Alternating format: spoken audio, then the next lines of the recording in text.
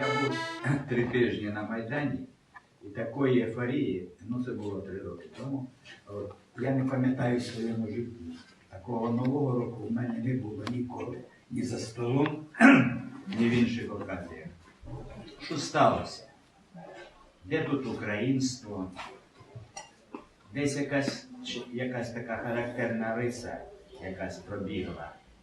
Я не буду її озвучувати, але вона є тепер і в інтернеті, і так далі. Дуже багато розказують, а хто там був, кажуть, ти майданутий, скажу так.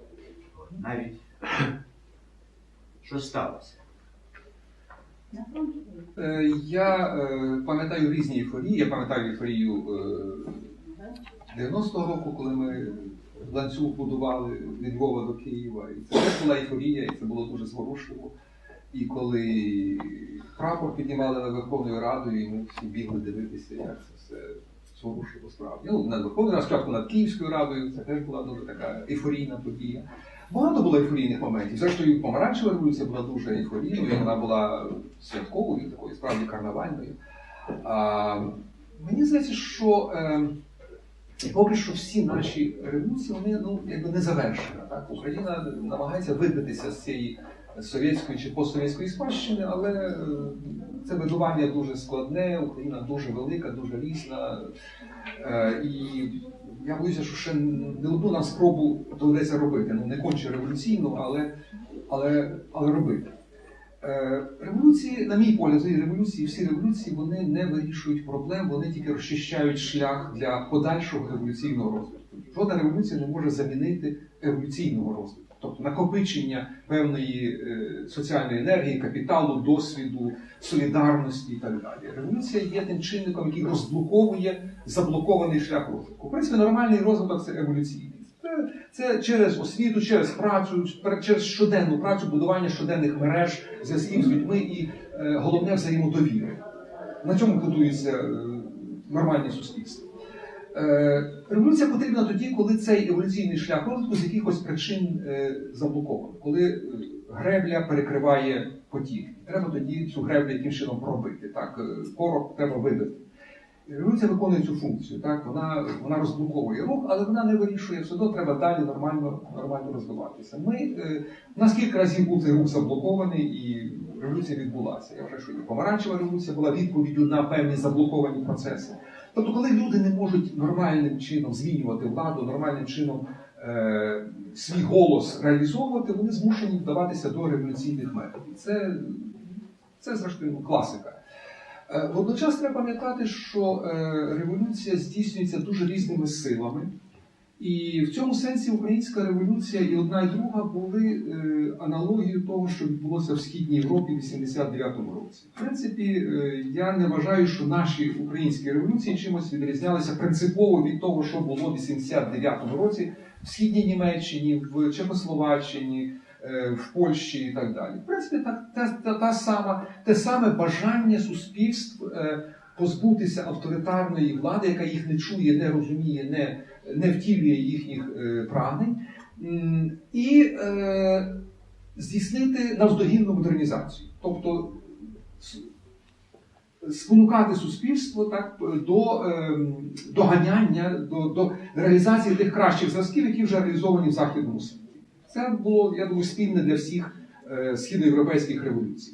І очевидно, що цей модернізаційний порив, він розумівся по-різному. Для одних людей це було насамперед бажання свободи і демократії.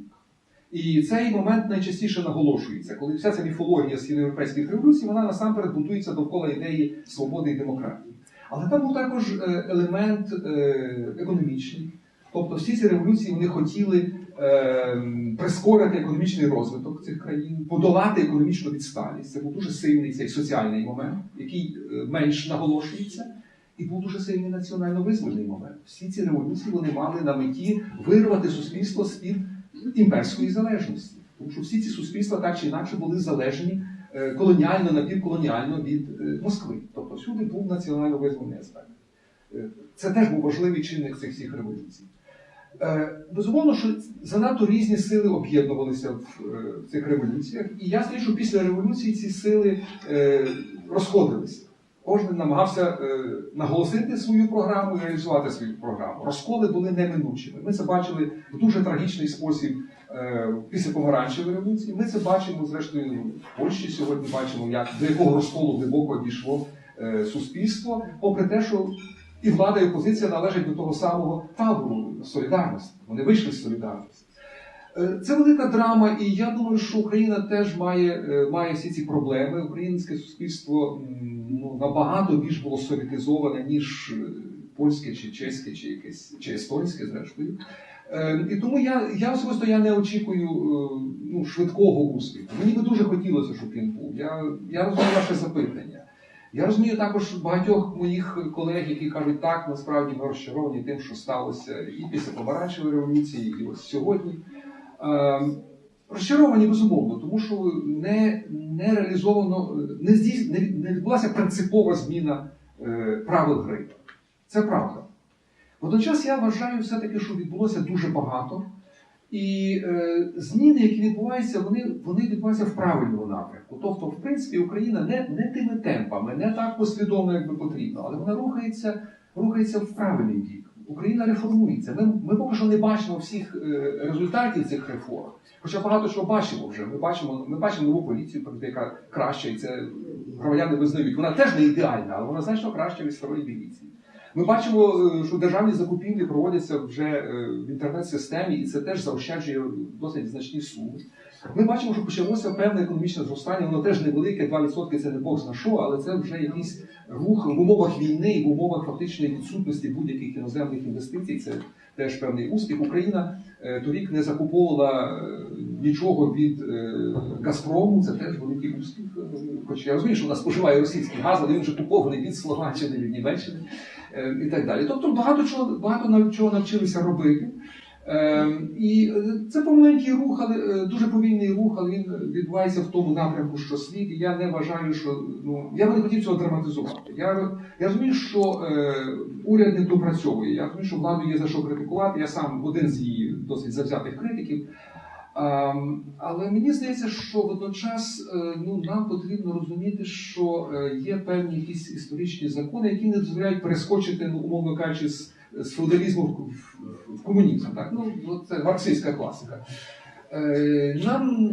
Є оця теорія залежності від шляху, і ми не можемо з тої траєкторії дуже сильно вирватися. Так? Можемо якось розхитувати цей коридор, але, на превеликий жаль, у нас в минулому дуже багато негативних моментів, які на нас тиснуть. Очевидно, є і позитивні моменти.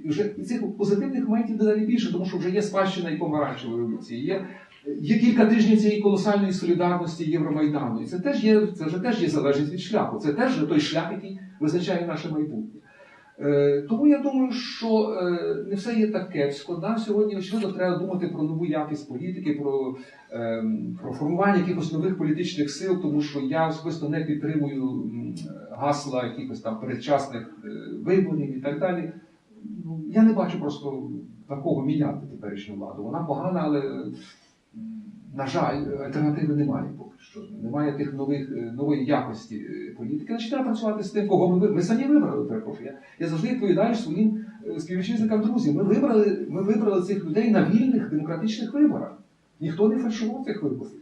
Це були дійсно, і агітація була нормальною, і доступ до мас-медіа був нормальним, і голоси рахувалися. Нагадаю, 90-й рік, коли були перші совєтські, не зовсім вільні, але конкурентні вибори.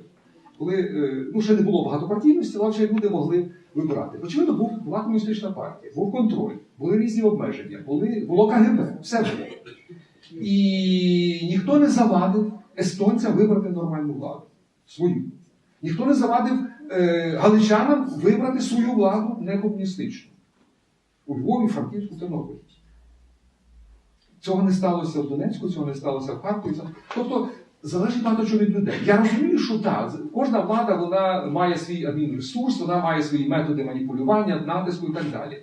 І я розумію, що в деяких ситуаціях, в деяких країнах, в деяких режимах потрібно, для того, щоб виграти вибори, потрібно не 51%, не 55%, а потрібно вигравати з перевагою 60-70%, для того, щоб ця перемога була незаперечною і щоб її не можна було сфальшувати.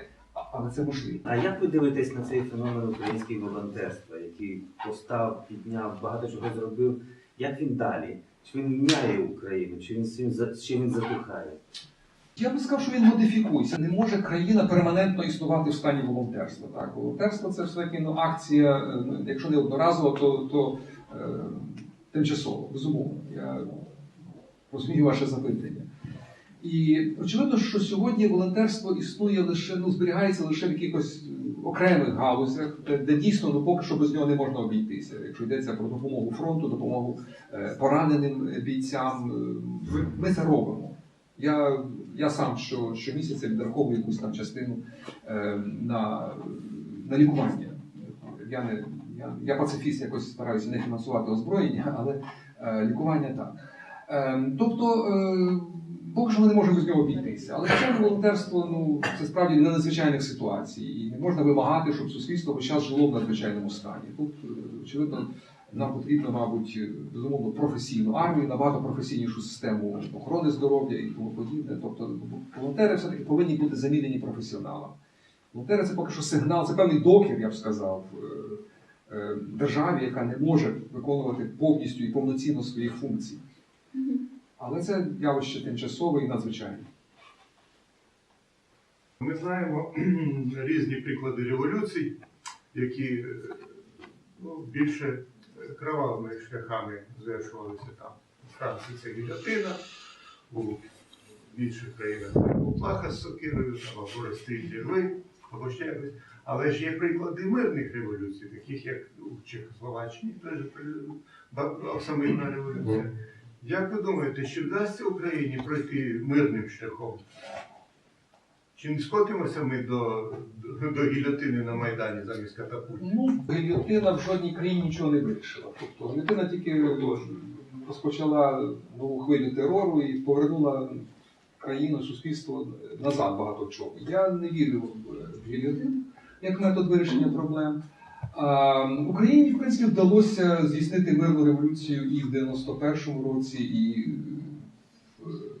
в 2004-2005. Помаранчева революція була абсолютно мирною, класичною в цьому сенсі.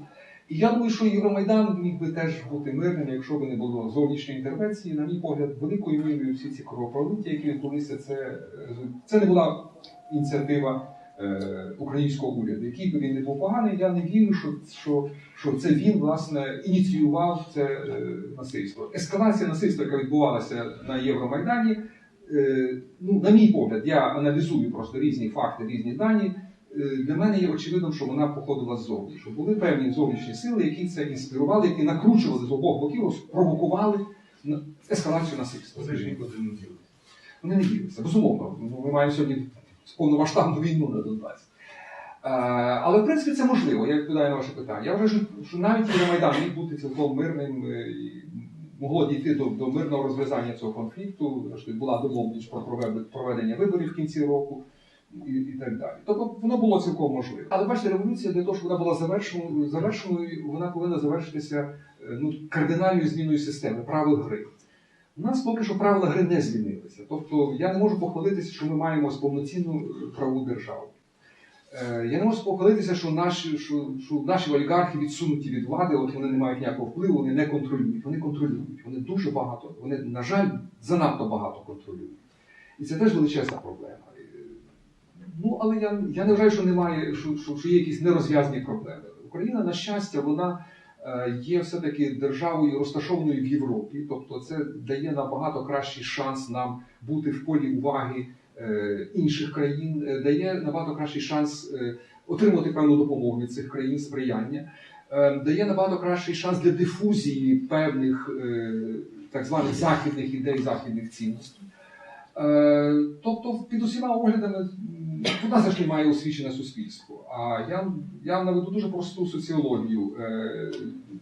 Є пряма кореляція між рівнем освіти людей і їхніми політичними орієнтаціями. Є пряма кореляція між віком людей і, знову ж таки, їхніми орієнтаціями. Вік і освіта дуже позитивно впливають на орієнтацію, тобто на вірогідність тої чи тої орієнтації. Набагато ймовірніше, що молодша, освіченіша людина, вона буде проукраїнською, проєвропейською, продемократичною. Ймовірніше, це не гарантує, але дає високу ймовірність.